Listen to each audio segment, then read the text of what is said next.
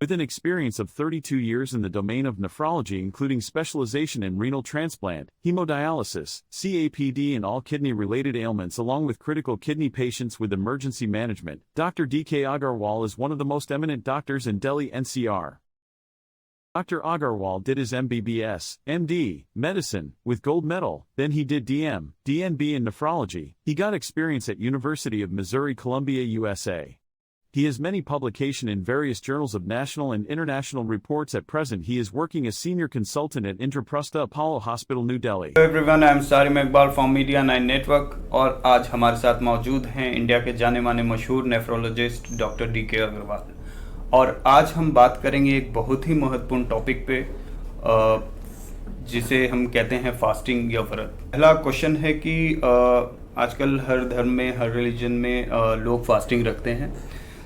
इसमें fasting beneficial है या नहीं है, एक डॉक्टर के पॉइंट ऑफ व्यू से क्या कहेंगे सर?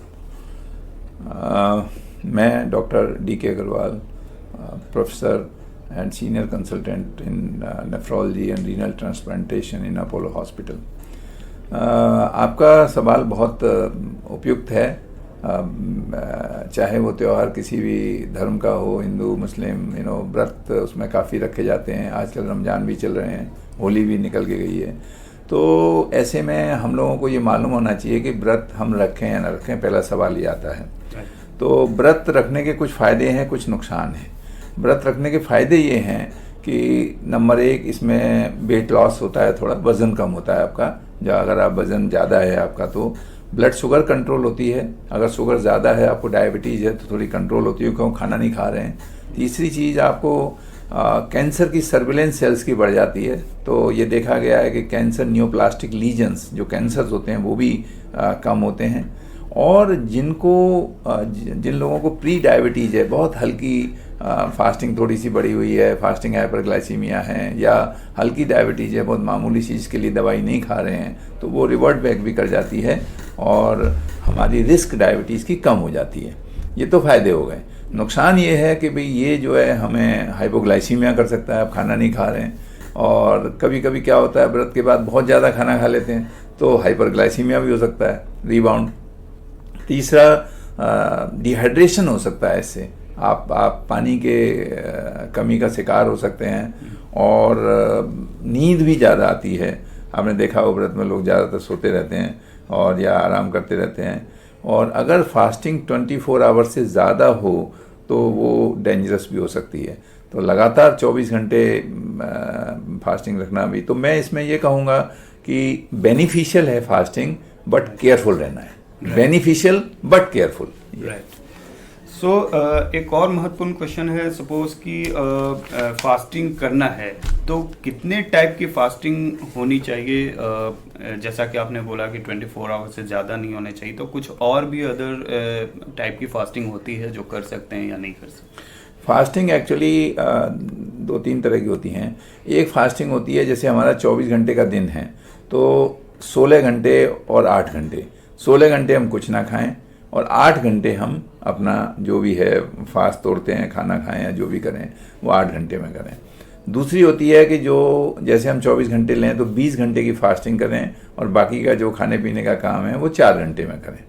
तीसरी फास्टिंग होती है कि हम जो है ऑल्टरनेट डे फास्टिंग करें। हफ्ते में 7 दिन हैं, जैसे 3 दिन फास्टिंग कर ली, 3 दिन नहीं की, तो 1 दिन फास्ट, 1 दिन खाना, 1 दिन फास्ट, 1 दिन खाना, उसको ऑल्टरनेट डे फास्टिंग कहते हैं। और एक इंटरमिटेंट पीरियोडिक फास्टिंग होती है। पीरियोडिकल फास्टिंग में क्या होता है कि हफ्ते में 1 या 2 दिन, जैसे कोई आपने सुना होगा कि सोमवार का व्रत रखते हैं, कोई जुम्मे का व्रत रखते हैं, लोग नमाज अदा की जुम्मे पे अपना व्रत रखते हैं। तो ऐसे में हफ्ते में 1 या 2 दिन भी व्रत रखा जा सकता है। बस ख्याल रखने की बात ये होती है कि अगर आपको कुछ ऐसी बीमारियां हैं जैसे डायबिटीज़ है और डायबिटीज़ के साथ में और ऑर्गन्स इन्वॉल्व हैं, comorbid condition, heart, kidney involve है, और या आपको हाइपोग्लाइसीमिया के अटैक बार बार होते हैं, पहले भी पड़ चुके हैं, तो ऐसी कंडीशन में फास्टिंग नहीं करनी चाहिए या डॉक्टर की सलाह ले लेनी चाहिए। तो ये कुछ तरह की फास्टिंग है और इसमें जो 16 और 8 आवर्स की है वो थोड़ी ठीक रहती है, या हफ्ते में 1 या 2 बार वाली ठीक रहती है। तो अगला क्वेश्चन है सर कि फास्टिंग के लिए कौन से स्टेप्स ज़रूरी हैं जो फास्टिंग में रखने चाहिए, मतलब लेने चाहिए? फास्टिंग एक्चुअली एक तरह की प्लानिंग होती है, तो फास्टिंग के फ़ायदे भी बहुत हैं और प्लानिंग करेंगे तो नुकसान कम हो जाएंगे, जो हमारे नुकसान हैं वो कम हो जाएंगे। तो फास्टिंग की प्लानिंग क्या होती है? सबसे पहले तो ये अगर आपको डायबिटीज़ है या कोई कोमॉर्बिड कंडीशन है तो आप डॉक्टर से सलाह लें, और सबसे पहली बात तो talk to your doctor. Number दूसरी चीज़ है कि अगर आप डॉक्टर से ना भी सलाह लें तो ये वीडियो इसलिए बनाया जा रहा है कि आपको नॉलेज रहे, तो आप अपने आप भी डिसीजन ले सकते हैं। तो एक तो ये बात हो गई। दूसरी बात है कि हमें अगर डायबिटीज़ है तो ब्लड शुगर को फ्रीक्वेंटली मॉनिटर करना है, क्योंकि आप 16 घंटे खा नहीं रहे, तो सुबह कुछ देखा, शाम को देखा। कई लोग तो कंटिन्यूस ग्लूकोज मॉनिटरिंग करते हैं, जिसको CGM कहते हैं। वो मशीन एक छोटी सी लग जाती है, उससे वो रीडिंग लगातार करती रहती है। और हमें ये मालूम होना चाहिए कि हाइपोग्लाइसीमिया के साइंस क्या हैं, क्योंकि हाइपोग्लाइसीमिया बड़ा कॉमन है फास्टिंग में। तो इसके साइंस होते हैं जैसे घबराहट, पसीना आना, और ये सब सेकीनेस, हिलना।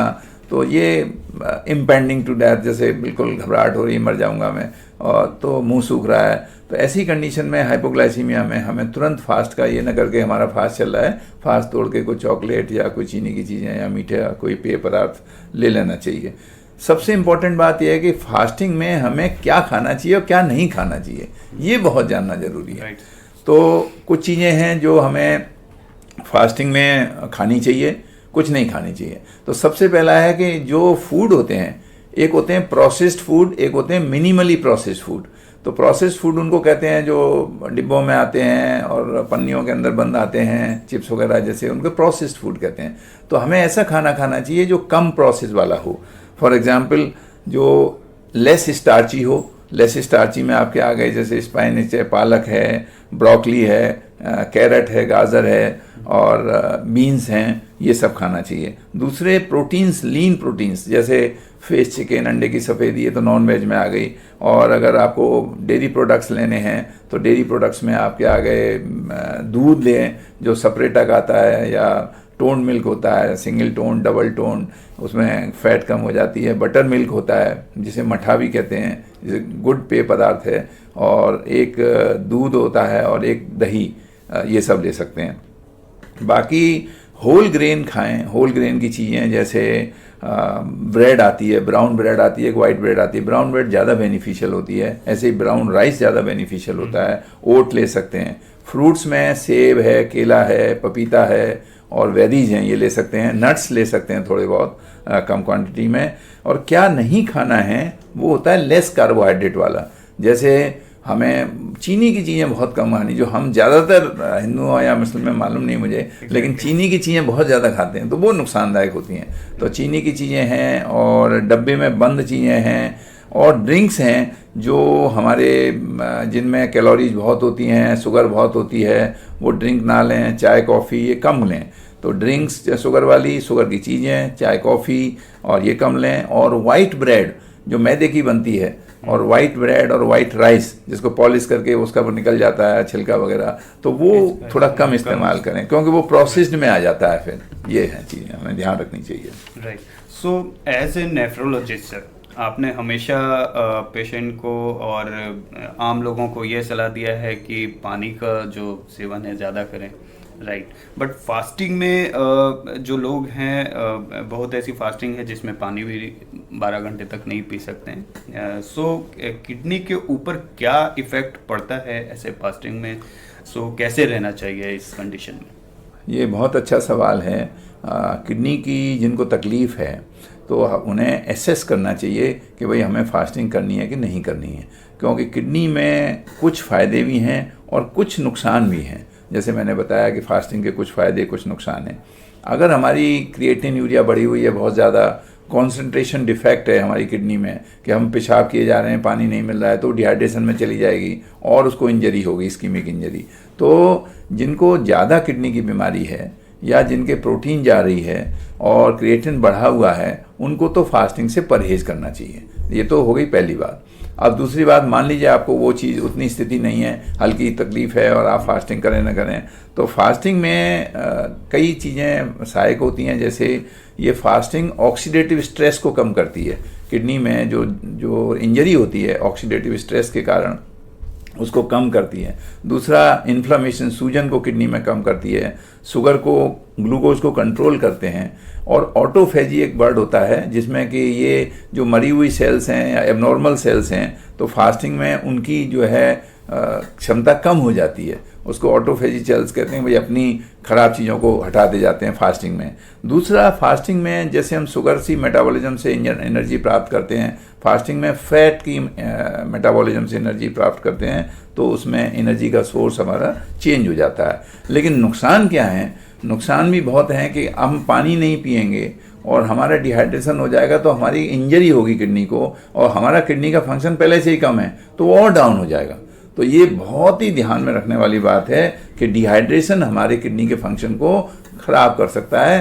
तो हमें समुचित मात्रा में पानी पीना है। और अगर हमें लगता है कि डॉक्टर ये बता रहे हैं कि भाई आपको डिहाइड्रेशन नहीं करना है, तो फिर आप ना रखें फास्ट, और उसका या फिर थोड़े समय के लिए रखें और फिर खाना खा लें, जैसे 4-6 घंटे का बजाय 16 घंटे के। और दूसरा जो है, मेडिसिन एडजस्टमेंट भी बहुत ज़रूरी होता है। जैसे कोई डायबिटीज़ की दवा ले रहा है, गोली या इंसुलिन, तो उसका एडजस्टमेंट कम करना होता है। तो मैं ये कहूँगा कि अगर आपको किडनी की तकलीफ़ है तो आप डॉक्टर की सलाह लें, और दिस इज़ इंडिविजुअलाइज्ड अप्रोच। आपके लिए क्या सूट करेगा आप पहले डिसाइड करें। अगर आपको हल्की किडनी की बीमारी है और कॉन्सेंट्रेशन डिफेक्ट नहीं है, तो आप फास्ट रख सकते हैं, और सावधानियों के साथ, डॉक्टर की सलाह के साथ। और अगर किडनी की बीमारी ज़्यादा है तो आप ना रखें। मतलब ऐसे कंडीशन में हाँ, डॉक्टर की सलाह बहुत जरूरी है। हाँ, राइट सर। धन्यवाद।